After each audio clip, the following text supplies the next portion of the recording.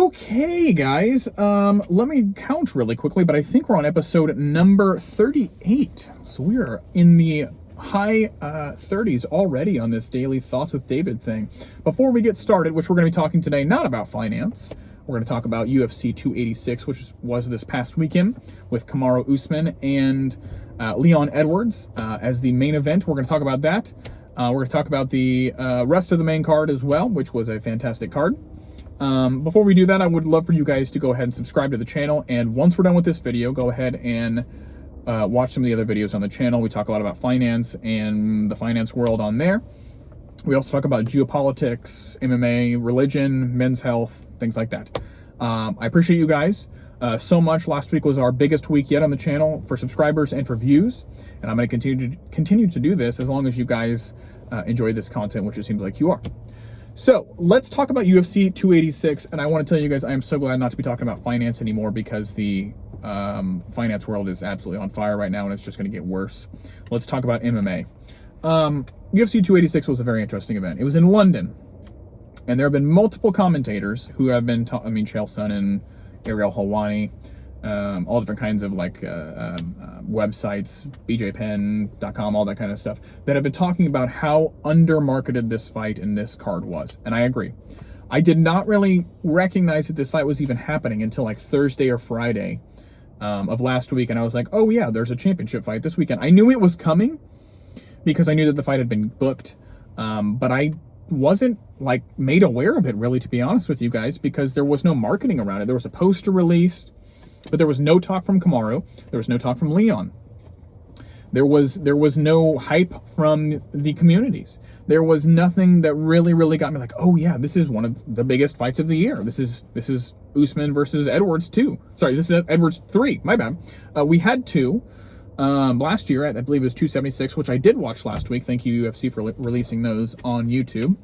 And I will say, Usman beat the ever-living bejesus out of Leon Edwards for the second fight. And I was expecting for Usman to also do the same thing, except not get a head kicked. I talked about this on one of the videos last week where I discussed where I thought that Usman would win. That was my pick. And I really thought that Usman was going to win because it seemed like the only thing that he really had to do from watching the fight, the second fight, was to just not mess up in the 5th round and not get head kicked into oblivion, right? Well, see, that just didn't happen, okay? This fight was about Leon Edwards and his improvement when it came to wrestling, when it came to striking, when it came to pace, when it came to all those things. Leon Edwards showed that he was better and that he had gone out and had done the work, and he proved that he not only head kicked Usman into orbit last time and won that fight, but that he was a better fighter in their third match. Okay, and Leon Edwards had a ton of improvements when it came to wrestling. Usman had less than half the riding time or the control time, being on top of somebody, less than half their second fight, and he also had fantastic striking and kept the pace up. Now Usman did his game plan and did what he needed to do, but in the end it went down to a decision. And I will say there was a point deduction from Leon Edwards for holding the cage. I will say from their first match, sorry, I keep forgetting they've had multiple fights, 3 fights now. Their second fight, I watched that quite a bit, and Leon Edwards was very cage grabby, heavy in that fight. And he also poked Kamaru Usman in the eye in their second fight also. In their third fight, I have never seen so many dirty blows in my life, okay? We had multiple cage grabs from Leon Edwards. We had multiple eye pokes. We had a low blow. I mean, it was all over the place of these guys going back and forth on fouls, basically. He finally had a point taken away from him.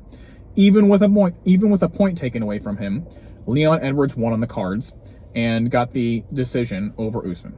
Okay?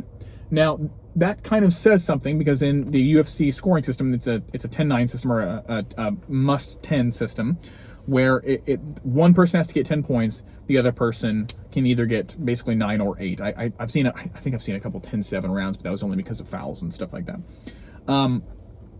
That being said, it was an extremely intense fight. They were going after it. There was a lot of low blows, a lot of holding the cage, a lot of what looked like eye pokes, a lot of stuff going on there. They were going after it, okay?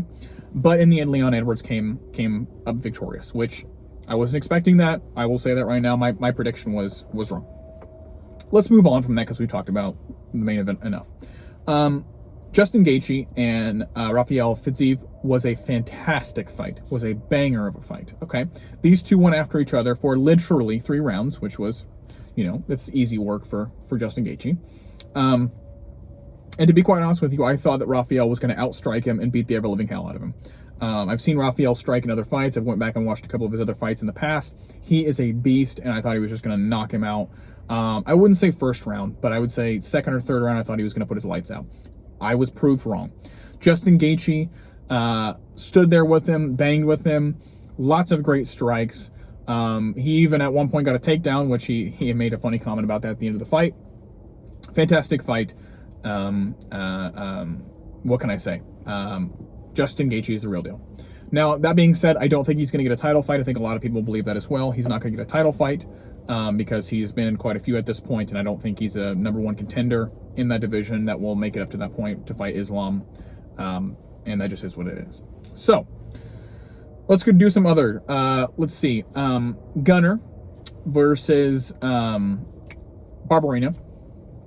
That was a great fight, except it wasn't. Gunnar put him out in the first round, armbar. I think that was probably expected by a lot of people, unless Barberena put him out quickly with a knockout or something like that. It was going to go to the ground, and Gunnar was just going to, wrestle, him to death. So that was pretty expected. The girls' fight, can't remember her first name. Her last name's Maya, so we know she's a jiu-jitsu prodigy, versus Casey Neal. Decision. Maya was just, I don't follow women's MMA as much, but I think we kind of expected that.